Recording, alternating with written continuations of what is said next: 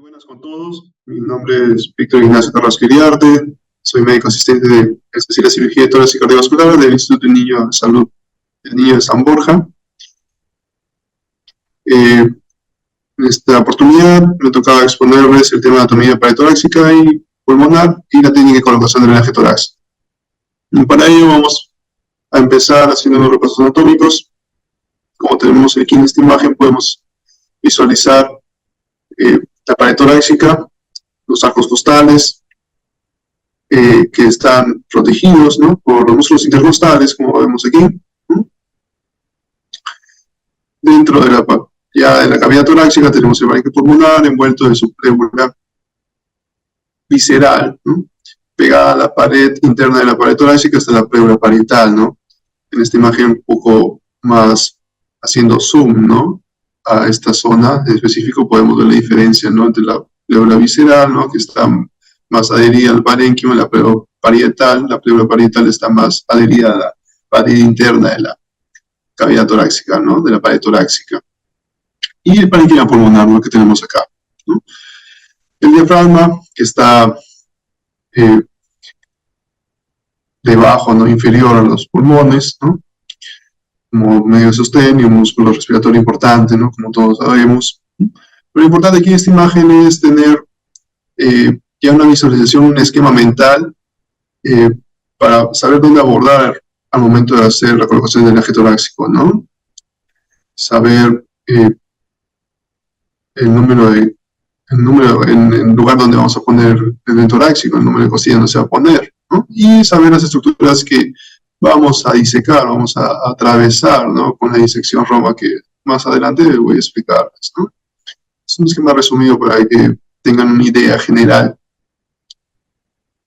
Aquí un esquema un poco más detallado que grafica, ¿no?, igual el espacio intercostal, ¿no?, y las estructuras vasculares y nerviosas que transcurren, pasan por él, ¿no? Como podemos ver, los vasos intercostales, vena y arteria intercostal y nervio intercostal, ¿no? Bueno, directamente que las arterias intercostales vienen de la arteria intercostal posterior, ¿no?, la cual nacen de la aorta torácica, ¿no? Y los ramos espinosos intercostales que vienen del nervio espinal, ¿no?, que vienen de la parte dorsal de la espalda, como podemos ver aquí en la imagen. Estas estructuras son importantes tenerlas en cuenta porque al tener presente qué pasa en esas estructuras, podemos evitar complicaciones, ¿no?, y podemos hacer una correcta colocación del drenaje torácico y saber dónde exactamente se tiene que colocar, ¿no? Entonces, hay que recordar siempre que los vasos intercostales, tanto como sus nervios, arteria, su vena, van a pasar por el borde inferior de la costilla, ¿no?, como podemos ver acá. Y así subsecuentemente, ¿no?, en la siguiente costilla pasa por el borde inferior, ¿no? Acá luego tenemos, como vemos aquí, arteria mamaria con su vena mamaria o intercostal, o arteria torácica interna, ¿no?, que pasa paramedial al esternón, ¿no?, más o menos a 1,5 centímetros, 2 centímetros, ¿no? Eso lo pone también muy importante, porque nos quiere decir que tampoco podemos acercarnos mucho a la línea paraesternal al momento de hacer la colocación del drenaje torácico. No es una zona segura. Para eso es que nos sirve este esquema, para hacernos una idea general, los reparos anatómicos que tenemos que tener cuidado y presentes al momento de hacer este procedimiento que vamos a explicar, que voy a explicar ya posteriormente. Vemos aquí otro esquema, siguiendo el repaso anatómico de la pared torácica en sí. Tenemos la piel, ¿no?, debajo de ella el tejido celular subcutáneo, debajo de ella ya el plano muscular, viene el músculo intercostal externo, luego de ello los músculos intercostales, ¿no?, por encima de las costillas, por encima exactamente de la pared anterior de las costillas, está el músculo serrato anterior, ¿no?, que digamos está abrazando la costilla, está protegiendo la costilla, ¿no? Pero entre costilla y costilla, en el espacio intercostal, está el músculo intercostal interno, ¿no? Es que nosotros vamos luego a diseccionar, ¿no?, de manera Roma, aumento de la colocación del drenaje torácico. Como bien les explicaba, el paquete vasculonervioso, vena, arteria, nervio, en ese orden, vena, arteria, nervio, va a pasar por el borde inferior de cada costilla. Y sí pasan colaterales de estos paquetes por el borde superior, ¿no? Pero son colaterales pequeñas, ¿no? Entonces, teniendo en cuenta estos reparos anatómicos, la zona segura para la inserción del eje torácico va a ser por el borde superior de la costilla, siempre por el borde superior de la costilla, para evitar lesiones del paquete vascular nervioso. Luego de ello tenemos la pleura parietal, la pleura visceral, como ya he mencionado, ¿no? El espacio pleural, que es el espacio virtual donde transcurre el líquido pleural. Luego tenemos el paquete pulmonar, cubierto por su pleura visceral. Ahora, ya para tener en cuenta una adecuada colocación del drenaje torácico, hay que tener en cuenta reparados anatómicos en el paciente. Existe un triángulo de seguridad, ¿no?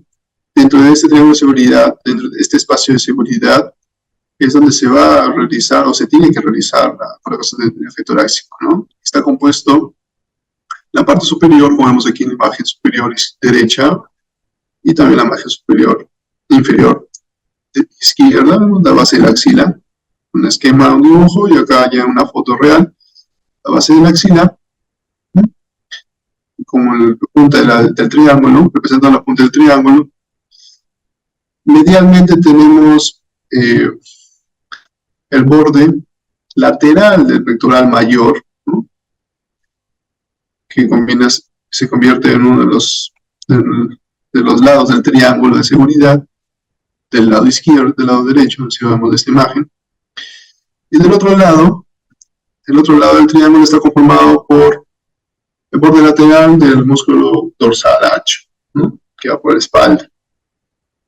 Y la base del triángulo, el límite inferior del triángulo de seguridad, va a estar compuesto por el cuarto o quinto espacio intercostal, ¿no? Que más o menos pasa a la altura de la mamila, ¿no? Del pezón. Entonces, teniendo en cuenta estos reparos anatómicos, podemos visualizar en nuestro paciente un triángulo de seguridad dentro del cual se tiene que hacer la colocación del drenaje torácico. Fuera de este espacio existen riesgos de dañar otras estructuras, ¿no? Como ya mencioné, las estructuras del paquete vascular nervioso, del borde intercostal inferior de la costilla, o lesionar otros tejidos blandos, otros vasos. Pues lo más seguro siempre es hacerse un esquema al momento de preparar a su paciente para la colocación de drenaje, siempre palpando estas zonas y delimitándolas. Para tener en cuenta los materiales que se van a usar para la colocación del drenaje torácico para este procedimiento, lo que vamos a necesitar, como en cualquier otro procedimiento, es un equipo de disección. Y en especial, para la colocación del drenaje torácico se requiere una Kelly curva, ¿no? Para poder hacer una disección Roma, una disección eficiente, ¿no? Otras Kellys que sean con punta muy puntiaguda puede ser peligroso porque pueden lesionar estructuras, pueden hacer sangrar el mismo tejido blando, tejido subcutáneo, tejido muscular, ¿no? Entonces, nosotros queremos una disección Roma, una disección limpia, sin complicaciones. Tenemos que tener también licoína al 1%, sin epinefrina, un frasco al menos. La dosis pediátrica es hasta 3 miligramos por kilogramo de peso, ¿no?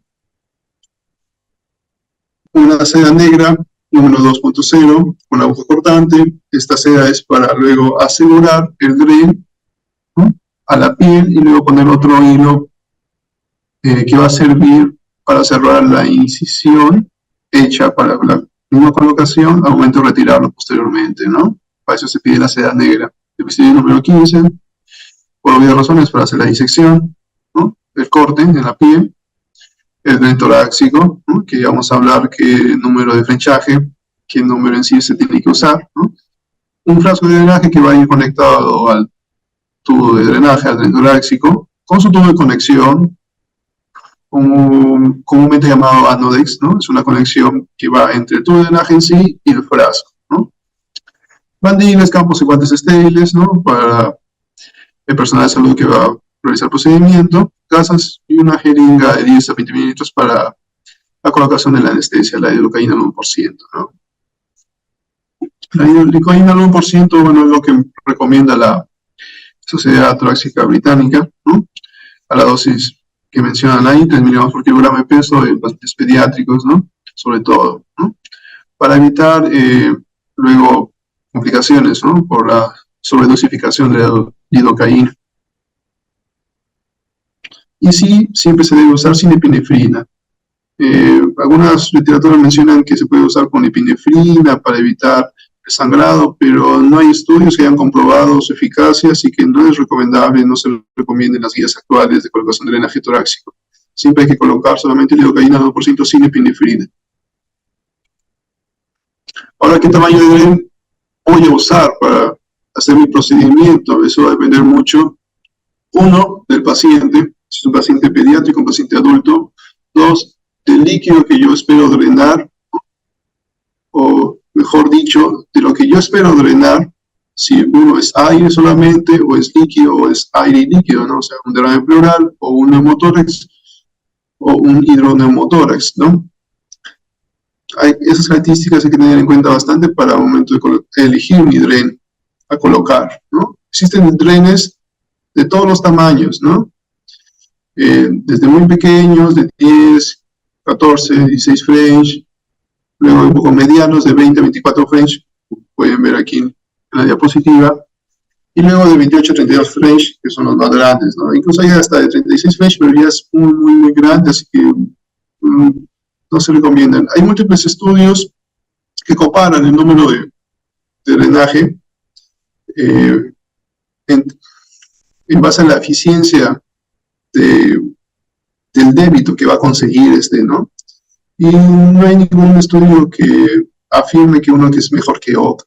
Básicamente es la elección del usuario, el que va a colocar el drenaje, y las características del paciente y las características del líquido que uno espera sacar, ¿no? Pero en términos prácticos, lo que les puedo recomendar, y lo que yo les puedo recomendar es para pacientes que tienen neumotórax, solamente que tienen aire, cavidad torácica, ¿no? Puede ser un dren de 20, a lo mucho 24 French, ¿no? Un dren de 20 French bastaría, porque solamente es para drenar aire, ¿no? Si es un drenaje pleural, sobre todo en pacientes pediátricos, se puede usar drenes de 20 a 24 French. Si es un paciente que ha sufrido un traumatismo torácico, ¿no? Cerrado o abierto, y tiene un hemotórax, ¿no? Sangre en la cavidad torácica, es un líquido un poco más espeso, ¿no? Lo que les puedo recomendar es un drenaje de 28 French, ¿no? Y a 32 French, yo les recomendaría, y tiene más efectividad en pacientes que han cursado con neumonías complicadas, pacientes adultos hablo, y cursan con un empiema, ¿no? Secundario a una neumonía complicada, ¿no? En lo que yo espero, pues, es drenar es un líquido purulento, ¿no? Muy denso, con fibrina. Entonces, el calibre que yo voy a necesitar es un calibre más grande, un calibre mayor. Entonces, para esto podría ser un dren 28 hasta un 32 French. Y ahora es muy raro usar 32 French porque es un dren muy grande, muy molesto para el paciente, porque el drenaje, como al ser un cuerpo extraño, genera irritación en la cavidad torácica y genera dolor, ¿no? Entonces, un dren de 28 está ahí ya suficiente, ¿no? Para colocar a un paciente que tiene un empiema, ¿no? En el caso que se diere, ¿no? Estas cifras que ven al costado es la medición del diámetro interno en milímetros de los drenes, ¿no? Los drenes, ustedes lo van a ver, están catalogados por Frenchage, ¿no? Son unidades French, ¿no? Son unidades francesas. Traducido a milímetros es la tercera parte del Frenchage que se describe. Es decir, si tenemos un dren de 20 French, quiere decir que su diámetro interno es de 6.7 milímetros, da igual que 24 French, 8 milímetros. Y por tanto también 28, 32 French, su diámetro interno es de 9.3 milímetros y 10.7 milímetros respectivamente, ¿no? Para que tengan una idea más o menos de cuánto es el diámetro interno del dren y de lo que les va a ayudar para drenar, ¿no? Ahora, como vemos aquí en las fotos, los drenes torácicos tienen unas fenestras, ¿no? Más o menos tienen unas 5 o 6 fenestras, generalmente casi todos tienen 6 fenestras, ¿no? La última fenestra siempre va a estar marcada luego por un número. Como vemos aquí en esta imagen, es el número 2. Eso quiere decir que de la última fenestra de esta marca hay 2 centímetros. Y así consecutivamente la siguiente marca. La siguiente marca que ven acá es el 4, ¿no? Entonces quiere decir que de la última fenestra al 4 hay 4 centímetros y así sucesivamente. ¿Esto para qué sirve? Para que luego de haber colocado nuestro DREN, nos sirve de guía para cuánto más introducirlo dentro de la cavidad torácica y luego para fijarlo en ese número, ¿no? Para eso se ha hecho este marcaje, ¿no? Y para eso es importante recordarlo y tenerlo en consideración, ¿no? Ahora, luego que tenemos nuestros materiales listos, ya tenemos elegido el DREN que vamos a usar, ¿no? Teniendo en cuenta todas las características que les he mencionado, el paciente siendo pediátrico, siendo adulto, las características del líquido que yo espero drenar. Tenemos que preparar a nuestro paciente ya para el procedimiento, colocar en la posición adecuada, una posición cómoda tanto para el paciente como para el operador. Mientras está mejor posicionado el paciente, va a ser mucho más fácil, mucho más rápido el procedimiento. Como vemos aquí en la imagen, está el paciente en decúbito dorsal, boca arriba, abduciendo su brazo, estirándolo y llevándolo hacia su mano hacia atrás de la cabeza, ¿no? Esto nos permite tener a la vista el triángulo de seguridad que les comenté en las anteriores diapositivas, ¿no? Y en esta imagen se puede evidenciar, ¿no? Borde lateral del músculo pectoral mayor, la cúpula de la axila, base de la axila, ¿no? Sería la cúpula del triángulo de seguridad. El otro lado sería el borde lateral del músculo dorsal ancho. Y la base del triángulo sería el cuarto o quinto espacio intercostal, ¿no? Que para el drenaje torácico lo que se recomienda es que sea en el cuarto o quinto espacio intercostal o el borde superior, nunca en el borde inferior, por lo que ya les he comentado. Estas son otras posiciones alternativas, ¿no? Un paciente igual sentado, semisentado, inclinado, ligeramente inclinado hacia adelante, apoyado sobre las almohadas, sus brazos, ¿no? O el paciente en decúbito lateral, ¿no? Derecho o izquierdo, ¿no? Que también se puede visualizar bien en términos de seguridad. Aquí yo recomiendo, y que es más cómoda para el operador y para el paciente, es esta, ¿no? Porque el paciente está echado, ¿no? A lo mucho flexiona su brazo, pero es un procedimiento que no debe demorar mucho, así que no debe generar mucho malestar al paciente, ¿no? Y es cómodo para el operador porque tiene mucha mayor visualización del triángulo de seguridad. Así que lo que recomiendo personalmente es la de la figura, ¿no? Para una adecuada colocación del drenaje torácico. Ahora, los pasos a seguir para la colocación del drenaje. Primero, como en todo procedimiento, pues tenemos que preparar la zona, previa asepsia y antisepsia, colocación de campos estériles, ¿no? Los cuales también tenemos que requerir para hacer el procedimiento. Una vez teniendo a nuestro paciente ya en posición, lavado, con campos estériles cubriendo las zonas que nos van a trabajar y solamente mostrando la zona, el triángulo de seguridad, vamos a instilar la anestesia, ¿no? Entonces es muy importante que el paciente pueda colaborar con el procedimiento y no se esté moviendo, no se esté quejando de dolor. Como ya mencioné, es una infiltración con lidocaína al 1% a la dosis recomendada de 3 miligramos por kilo de peso, ¿no? Ya sea en niños o en adultos, más recomendado sobre todo en niños, ¿no? Como es la técnica de colocación de la lidocaína, del anestésico, ¿no? Nos dirigimos perpendicular con la aguja hacia el dorso de la costilla, ¿no? Punzamos perpendicularmente hasta tocar algo duro, ¿no? Se siente algo de una resistencia que no va a avanzar más la aguja porque es el hueso de la costilla. Nos detenemos ahí e infiltramos, ¿no? Infiltramos una pequeña cantidad de milímetros para infiltrar la costilla, el periósteo, para que no duela al momento de hacer la disección, porque también duelen esas estructuras. Recuerden que también pasan ramos nerviosos por ahí. Y luego de infiltrar por encima de la costilla, uno se inclina ligeramente 30 a 45 grados siguiendo por encima del borde superior de la costilla, siempre por encima del borde superior de la costilla, porque por ahí no pasan vasos importantes. Como ven aquí en la imagen, no se puede hacer por el borde inferior de la costilla porque pasa el paquete vascular nervioso, vena, arteria, nervio, siempre tenganlo presente. Entonces ingresamos por el borde superior de la costilla, aspirando para ver que no estamos punzando otras estructuras. Y llegamos al espacio pleural. Vamos a saber que llegamos al espacio pleural, ¿por qué? Porque al momento que estamos punzando, ingresando y aspirando al mismo tiempo, al momento de llegar al espacio pleural, o bien puede salir aire por ser un neumotórax el que vamos a tratar, o va a ser el líquido de las características que podrían ser pus, sangre, derrame pleural, citrino, etcétera, va a salir por la aguja, se va a aspirar. Entonces, tenemos la certeza que estamos en el espacio pleural e instilamos. Instilamos el anestésico en el espacio pleural y retiramos la aguja instilando. Al retirar la aguja instilando, también anestesiamos la zona del plano muscular y el plano subcutáneo y la piel. Es el procedimiento adecuado para la anestesia local, ¿no? La infiltración local para poder luego hacer la disección.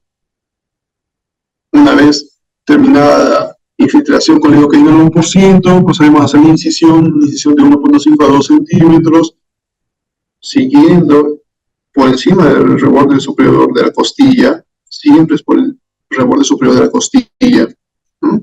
En la misma zona donde se punzó, ahí hacemos la incisión de 1.2 centímetros, 1.5 a 2 centímetros, perdón. Disecamos la piel y un poco subcutáneo, y luego, con nuestra Kelly curva que hemos solicitado en nuestro equipo de disección, vamos a hacer la disección Roma. La disección Roma es de la siguiente manera. Se ingresa con la Kelly cerrada. Siempre se ingresa con la Kelly cerrada en el espacio subcutáneo y en el plano muscular. Una vez dentro, en estos espacios, se va a abrir la Kelly, se abre para disecar el plano muscular y las fibras musculares, para poder formar un canal para luego poner el tubo de drenaje. Si se quiere seguir disecando, se retira la Kelly, uno sale con la Kelly abierta, nunca se cierra dentro de este espacio porque puede agarrar tejido muscular y puede desgarrar. Se sale con la Kelly abierta, ¿no?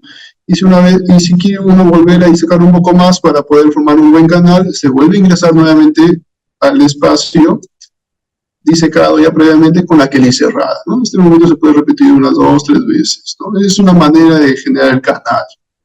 Es una manera. Otra manera es solamente con la Kelly cerrada, se ingresa en el previo corte que se hizo, pequeño corte que se hizo en el subcutáneo, ¿no? Y se genera una presión moderada sobre estos planos para hacer una disección uniforme, ¿no? Y perpendicular hacia el espacio pleural, ¿no? Se siente que uno ingresa a la cavidad pleural porque se siente que se rompe una resistencia, ¿no? Incluso a veces se escucha un sonido, como un plop. Entonces, una vez que nosotros escuchamos ese sonido, sentimos que si vencimos una resistencia, es que ya estamos en el espacio pleural, no tenemos que disecar más a profundidad. Simplemente podemos abrir nuestra Kelly, una vez que entramos en el espacio pleural, abrimos nuestra Kelly, ¿para qué? Para generar amplitud del canal para poder pasar con facilidad el drenaje. Y retiramos con la Kelly abierta. Como podemos ver, esta es la manera correcta, ¿no? Siempre perpendicular a la costilla, ¿no? No les recomiendo que hagan esto directamente,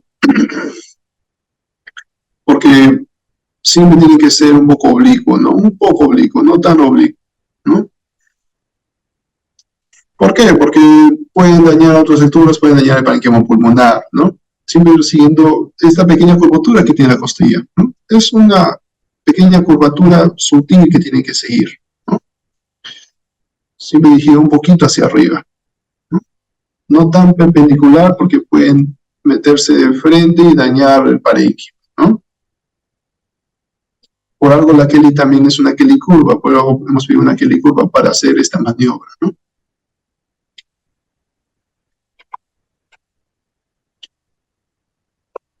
Aquí tenemos tenemos otro esquema que nos ilustra primera la incisión de 1 a 2 centímetros, 1.5 a 2 centímetros, luego la disección Roma, como ven aquí, ¿no?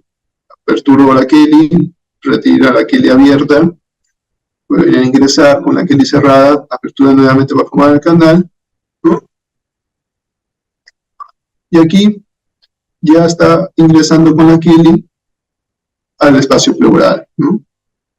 Apertura de la Kelly para formar mayor amplitud del canal, se retira con la Kelly abierta.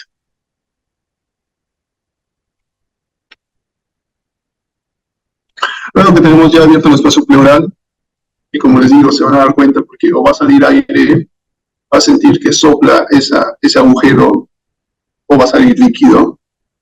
Dependiendo de la cantidad de líquido dentro de la cavidad torácica, va a salir a baja presión o a mucha presión. Entonces, el paso subsecuente y el paso que tiene que ser rápido, tiene que ser la colocación del drenaje. Inmediatamente se abre la pleura, se tiene que colocar el drenaje, lo más pronto posible. Entonces, cogemos nuestro dento torácico con la Kelly. Como ven aquí, podemos cogerlo por encima de por el borde superior o el lomo superior, la Kelly, con la Kelly mordiéndolo, o podemos cogerlo por el borde inferior, o el lomo inferior del dren. Con la Kelly siempre con la curvatura hacia arriba. E ingresamos al canal preformado ya, con esta disección Roma. Y dirigimos el dren hacia arriba, para que esté correctamente colocado. La BTC menciona que cuando se trata de líquido, de derrame pleural o empiema, es recomendable poner el drenaje en dirección superior, no hacia arriba. Y cuando se trata de neumotoras, igual, ¿no? O cuando a veces solamente hay derrame basal, recomiendan ponerlo dirigido a la base, ¿no? No tiene que ser necesariamente arriba, ¿no? Pero no es que haya un estudio que afirme, ¿no?, con certeza qué posición es mejor. Mientras que el dren esté funcionante y genere débito, haya débito, esté permeable, eso es suficiente, ¿no? Es lo que incluye la BTS. Una vez ya teniendo nuestro dentro torácico dentro de la cavidad torácica, y habiéndonos fijado bien hasta dónde va a ingresar, contando los números que están marcados en el dren, ¿no?, se coloca, se conecta al frasco donde va a evitar, va a salir el líquido. Puede ser un frasco de vidrio, como vemos aquí en la imagen. En algunos hospitales aún usa. Este frasco de vidrio tiene una tapa de caucho, se compone de 2 tubos, un tubo corto y un tubo largo para que haga un sistema de presión negativa. El tubo delgado no tiene contacto con el agua, solamente con la presión atmosférica. El tubo largo sí tiene contacto con el agua, pero no tiene que tener contacto con la base del vidrio. Tiene que estar 2 centímetros por encima de la base del vidrio para que pueda salir el drenaje, por lo que se quiere drenar por ahí, ¿no? O sea, el aire, como vemos aquí en la imagen, se va a evidenciar un burbujeo, ¿no?, o líquido, ¿no? Se va a ver evidencia el líquido que había dentro de la cavidad torácica. Y lo que se conecta al tubo de drenaje no es el tubo pequeño, sino el tubo largo, ¿no?, que está conectado con el agua. Se conecta mediante una conexión, que puede ser un anodex, ¿no?, de látex, ¿no?, otro tipo de conexiones, ¿no? Como vemos aquí en la flecha, esto va conectado al tubo de drenaje. Ese es un tipo de drenaje. Ahora también hay otros tipos de drenaje, ¿no?, más modernos, que están en los institutos. Acá en el instituto tenemos este tipo de drenaje, ¿no?, que ya viene configurado, ¿no?, con sus cámaras específicas para solamente la colección de líquido, y otra cámara que sirve para el sello de agua y para hacer la presión negativa. Y aparte tiene una cámara que sirve para generar succión negativa, ¿no? Vemos acá, estas son las cámaras donde va a coleccionarse el líquido, ¿no?, salido del tubo, ¿no? El sello de agua permite solamente la salida de aire de cavidad torácica, pero no la entrada, ¿no?, del sistema de presión negativa, ¿no? Y se puede iniciar burbujeo en caso de que haya neumotórax, ¿no? Ese es el tampón, ¿no?, que se abre solamente para poner líquido, el agua, a cierto nivel, a 20 centímetros de mercurio, en la columna del agua, ¿no? Y luego se tapa, porque tiene que estar tapado, ¿no?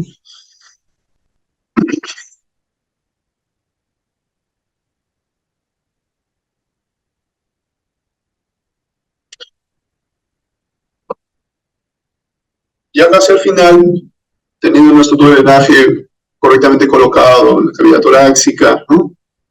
Ya sea por el cuarto o por el quinto espacio intercostal, que es lo recomendado, ¿no? Conectado a nuestro frasco de drenaje, se tiene que asegurar este dren, porque puede salirse al momento que el paciente tosa, haga su fisioterapia, puede salirse, ya que recordemos que el pulmón se va a expandir y entonces va a empujar el dren, ¿no? Hace maniobras de pasado, el paciente puede empujar y puede salir este dren. Entonces tiene que estar fijado, no puede estar suelto el dren, simplemente ahí en inserción que hemos hecho. Para eso vemos la seda negra, ¿no? Entonces se coloca un punto en la piel y luego ese punto se anuda, se hace un nudo en la piel y luego esa misma sutura se hace un nudo en el dren, como vemos aquí en esta imagen del lado derecho. O sea, se hacen dos lazos, ¿no? Dos vueltas, una o dos vueltas y se anuda, ¿no? Y aparte se puede poner otro hilo. Este hilo va a servir para, luego de que una vez retiremos el dren, poder sellar esta herida, ¿no? Poder cerrarla, ¿no? La BTS en su última guía recomienda, o bueno, propone, sería correcto decir que propone dos maneras de colocar el punto, ¿no? De fijación. Una es en U y otra la convencional, un punto solamente para fijar el dren y otro punto para cerrar posteriormente, ¿no?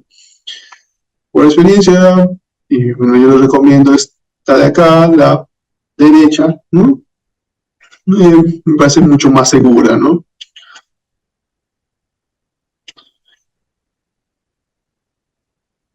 Y para finalizar, que es opcional, no en todos los pacientes se puede hacer, este es una manera de asegurar el dren de manera distal, ¿no? En el paciente. Se hace, digamos, una mariposa, es lo que menciona la BTS, que menciona como un tegader, un apósito estilo mariposa, ¿no? Se pega un tegader en el paciente y luego el tubo de drenaje se pega, como vemos aquí, un doblez, y la otra parte que no está doblada se llega a pegar por encima del esparadrapo tegader del paciente, ¿no? Para que quede fijo. ¿Eso para qué? Para evitar que se movilice extremadamente el dren y se traccione accidentalmente al momento de movilizar al paciente para uno u otro procedimiento, o el mismo paciente cuando se movilice al baño, a hacer su fisioterapia, ¿no? Esto más que todo para tener un poco mayor seguridad del drenaje, ¿no? Y no se esté movilizando mucho mientras que lo tenga puesto, ¿no? Es opcional. Bueno, eso es todo cuanto tengo que mostrar. Espero que sea de mucha utilidad.